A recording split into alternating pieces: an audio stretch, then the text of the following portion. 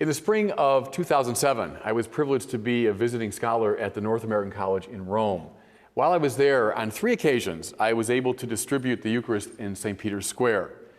You're led out by a Swiss guard, and you're brought out to a certain spot along the main aisle there. In the typical Italian way, things are a little bit disorganized, and people don't come forward just, in nice lines. They rush forward. So as you're distributing communion, you see all these hands reaching out to you. Old and young and lined and unlined, different colors, and they're reaching out to you. At a certain point, the Swiss guard will say, you have to move, and you have to move down the line. And when you do, the people reach out and they start shouting, Padre, per favore, Padre, and they're reaching out for the host. Well, that scene has stayed in my mind ever since. I had the distinct impression that I was distributing communion to people who were starving for it. Just like those scenes of refugees reaching out for food. There were the people reaching out to the Eucharist. And it is true that without the Eucharist, spiritually speaking, we would starve to death. There was something right about that gesture in St. Peter's Square. I want to contrast that now with another story. Not many years ago, I was talking to my sister, and she said that many people in my home parish were leaving the Catholic Church for the local Congregationalist church.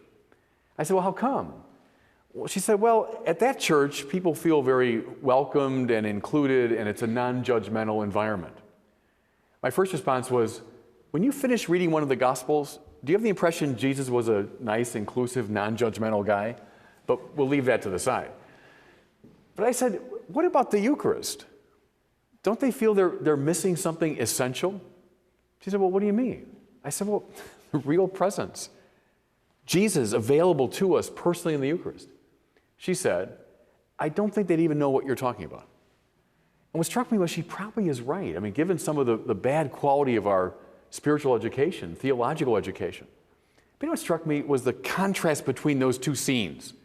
Hungry for the bread of life, reaching out like starving people for the Eucharist, and then a kind of bland indifference. The Fathers of Vatican II wanted to revive a sense of the Eucharist. They wanted to revive a sense of the liturgy, the centrality of the Eucharist.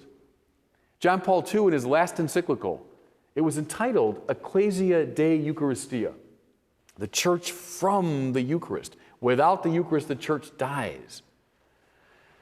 I think the Fathers of Vatican II would be overwhelmed to think in 2008, 75% of American Catholics stay away from the Mass. That's the opposite of what they wanted. That 75% of American Catholics are indifferent to this thing without which we would starve to death spiritually. What I want to talk about today is just this centrality of the Eucharist. And I'll do so under 3 headings, 3 rubrics. The Eucharist as sacred meal, the Eucharist as sacrifice, and finally the Eucharist as real presence.